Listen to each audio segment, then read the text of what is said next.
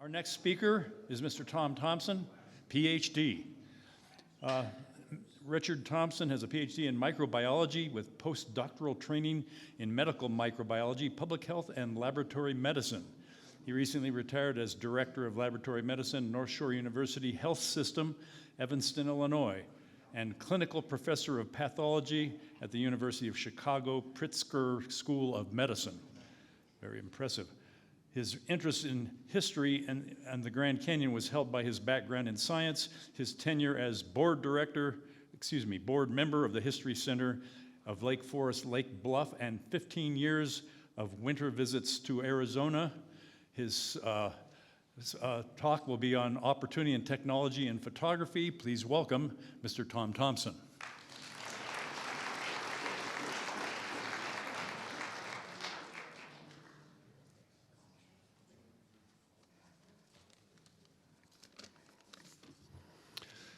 Well, thank you very much to the History Society for the invitation to speak and for all of you to attending. I realize that I have very little credibility among this group because I've been paying attention for the last few days. I'm not a geologist. I am not a historian. Unfortunately, I haven't hiked to the river. Unfortunately, I haven't traveled the river by boat. And I don't have an off-road vehicle. I do, however, have one thing to brag about, and that's Wednesday night after the opening ceremony, the reception next door. It was about 7:30 or 8 o'clock. It was pitch black. I had no car here, and I walked back to the village. So I cut through the woods on the path, and I cut along the canyon ridge, and it was as black as it's ever been in my life, and I made it back successfully, and I feel as though that indoctrinates me somewhat into the society. That's the best I can do. I want to thank my brother Chris, who is curator of some of the photos I'm going to show today, who helped me put this presentation together, and also to Wayne, who encouraged me, after seeing the photograph, to submit this for presentation today. This is a story of my great-grandmother, who's Lucy Morley, and her husband Ralph Morley, who on November 17th in 1908 left Saginaw, Michigan on a 31-day trip across the West, culminating in an arrival here at the Grand Canyon. Lucy was 37, Ralph was 32. They were married in 1897. They had 4 children, and interesting to me is that in November of 1908, 2 months before they left on their trip, their 4th child was born. Accompanying the 2 of them were Paul Morley, Ralph's brother, and also Helen, his wife. The story culminates on December 14th when they arrived at the canyon, and using a brand new Brownie camera, she photographed Paul and Helen looking over the south rim. This was one of 52 photographs that she took during her trip, and the entire journey was documented in Ralph Morley, her husband Ralph Morley's journal, which we just found this last summer in a cottage in Michigan that I will explain shortly. The story is possible because these negatives have survived for 125 years in a family cottage that has passed through 8 generations. As I researched why and how they took this trip, I realized that there were convergence of many things happening in their lives and in the lives of those who lived in the Midwest and in the lives of those who lived in the United States that made this trip possible, really sort of a unique opportunity. This is a self-portrait of Lucy Morley, probably around 1912 or 1915.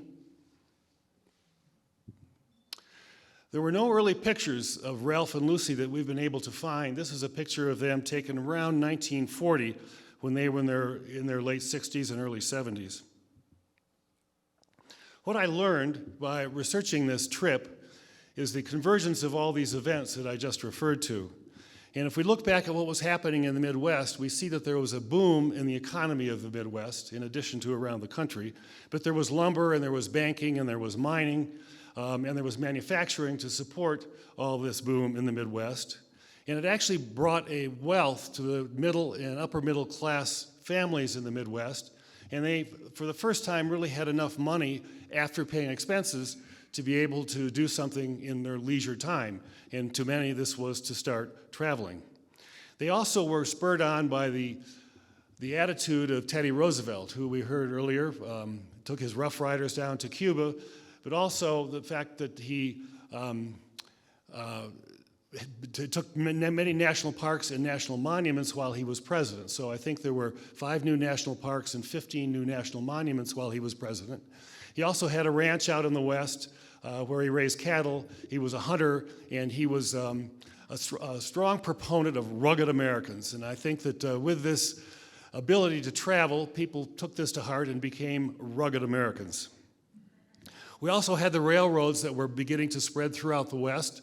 You know, following the 1869 connection of the East and the West Coast, many spurs occurred throughout the West and allowed travel to many places that were not easily reached in the years past.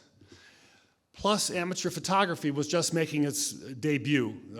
George Eastman had taken film, and instead of having it on a glass plate, he put it on a roll film, took this camera, called it the Brownie camera, and began selling the model that Lucy used in approximately 1900. The opening of the Grand Canyon, as all of you are more familiar than I, really had pivotal years in the early 20th century, where the train started serving the area, originally to take the iron ore out, but eventually to bring in passengers, and those passengers needed a place to stay, so they built the hotels, and all of this was happening just a few years before Lucy and her husband took their trip to the West. All of this converged on her ability to get here, to be an amateur photographer with a camera, and to take some great photographs.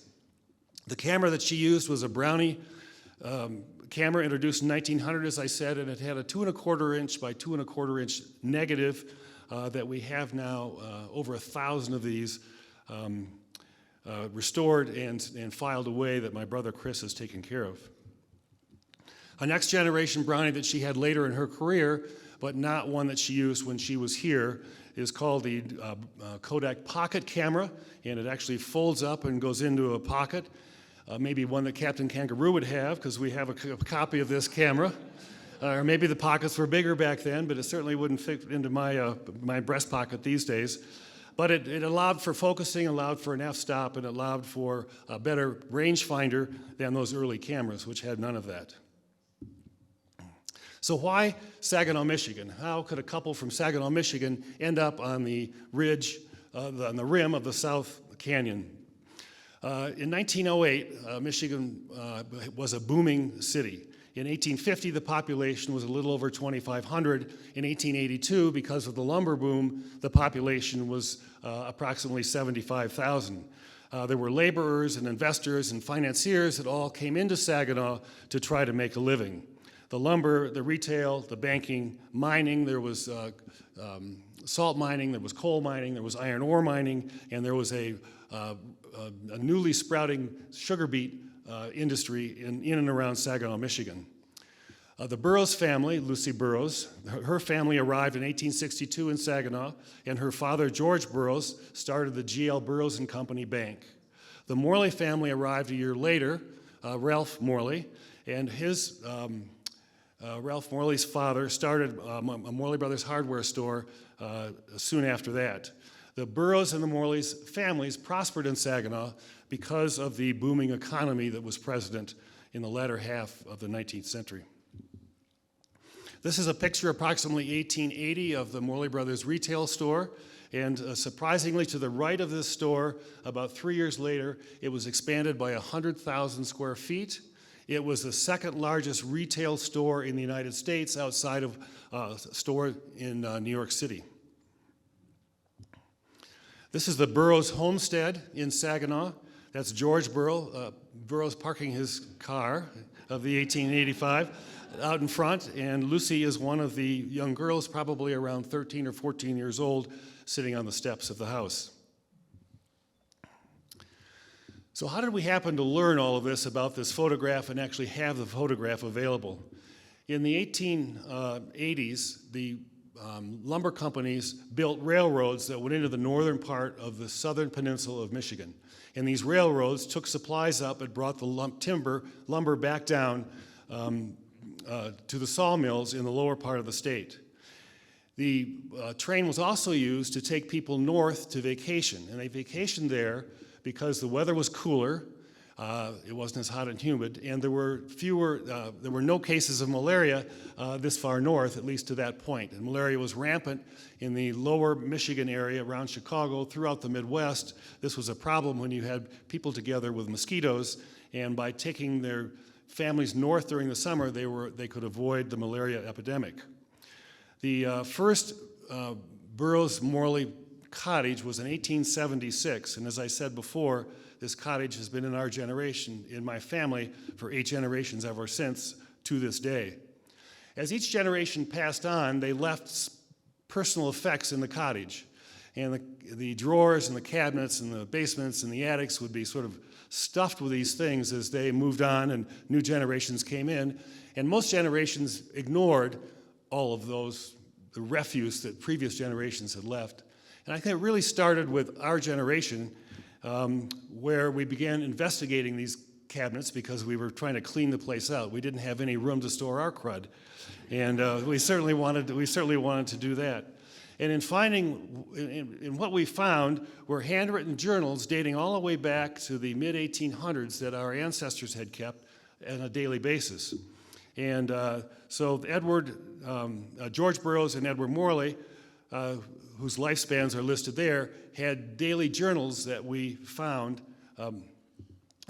in these drawers and nooks and crannies. The journals lasted until about World War II, and then there were no more journals after that. We also found over 1,000 negatives that my great-grandmother, Lucy Burroughs, had taken between 1903 and 1924. And included in all of this was a Grand Canyon photograph that I'm going to show you, and also Ralph Morley's handwritten journal of the trip they took when she took the photograph.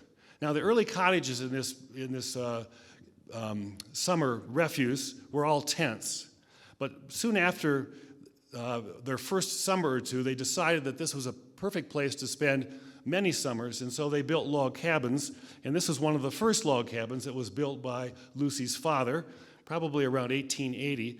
And you can see on the right-hand side a picture from the 1800s. I guess they're having fun.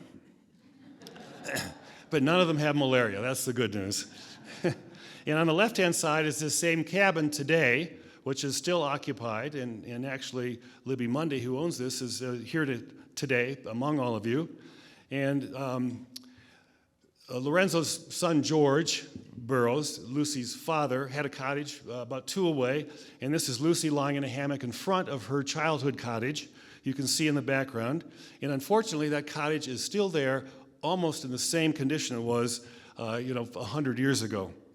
And next to that cottage, when Lucy and Ralph got married, they purchased this cottage in 1900. And this is actually the cottage and the site where all of the information that I'm presenting to you today has been compiled over the last 100 years. Now, this cottage lasted for them for 22 years until during a storm, a tree fell on it, and half the cottage was destroyed.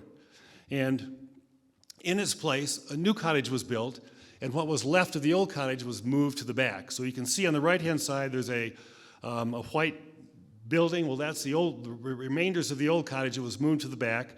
And there's the new cottage that was built in 1923. So Wayne, you said you liked 100-year-old things. This is the 100th anniversary of that particular cottage.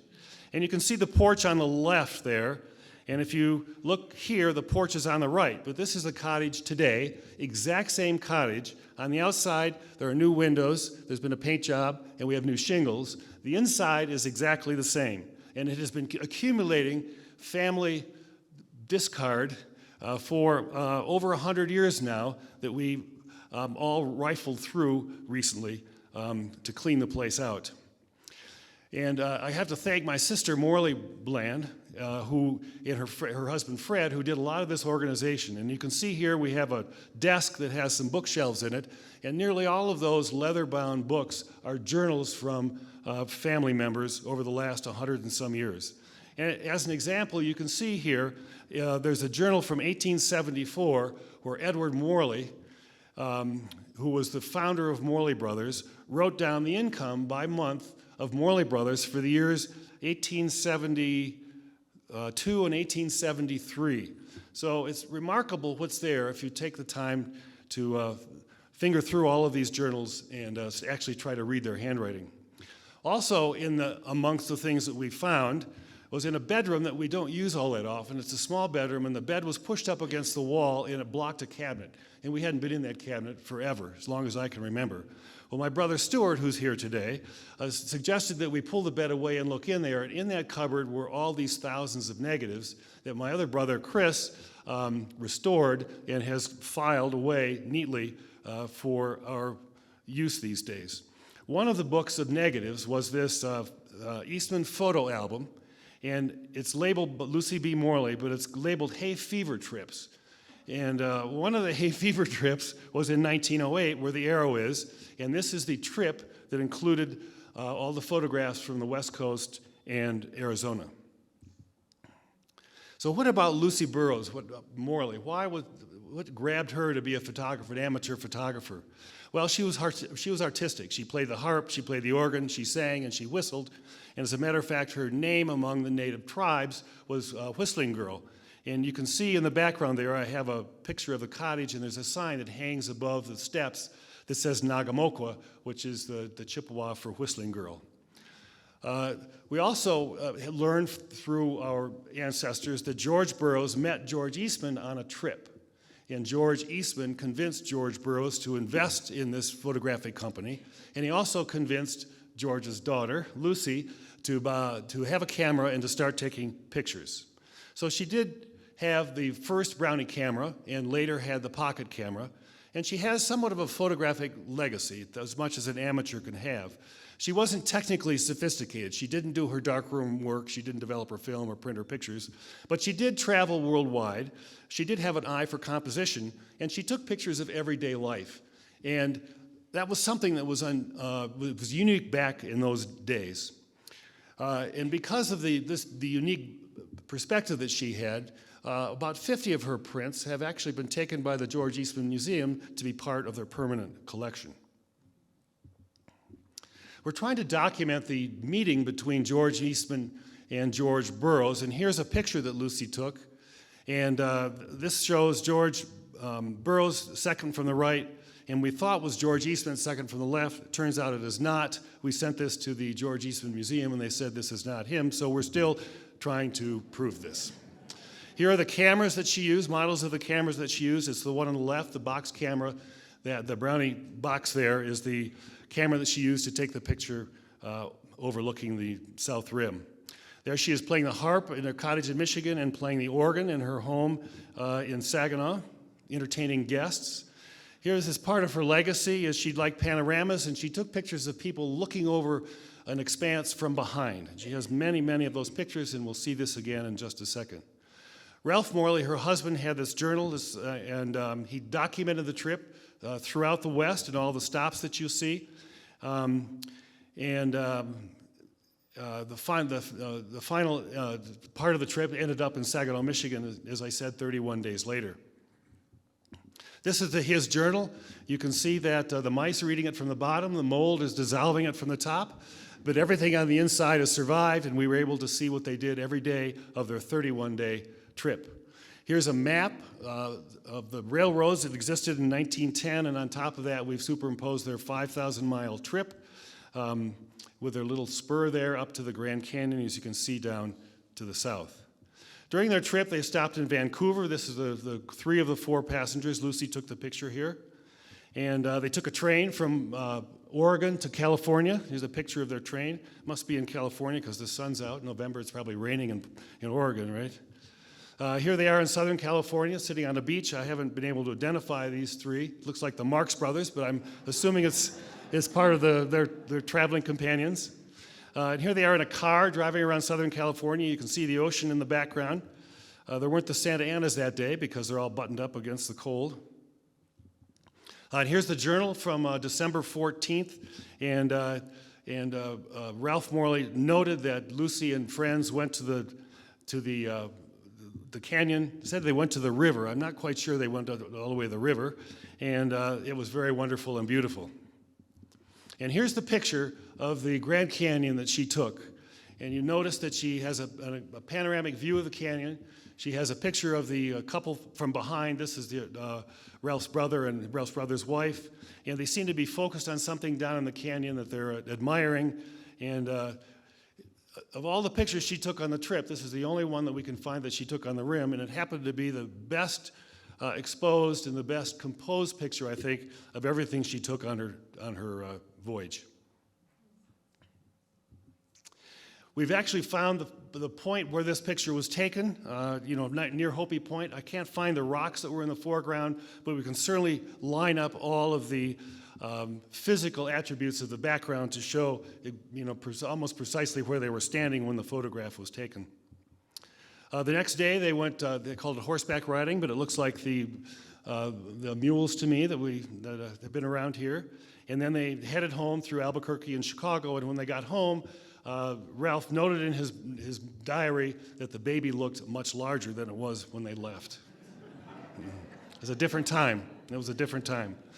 So really, what I learned doing all of this is that, my grandmother traveled in 1908, 5,000 miles, and took a picture on the Grand Canyon, and it's a wonderful picture. It coincided with many things that allowed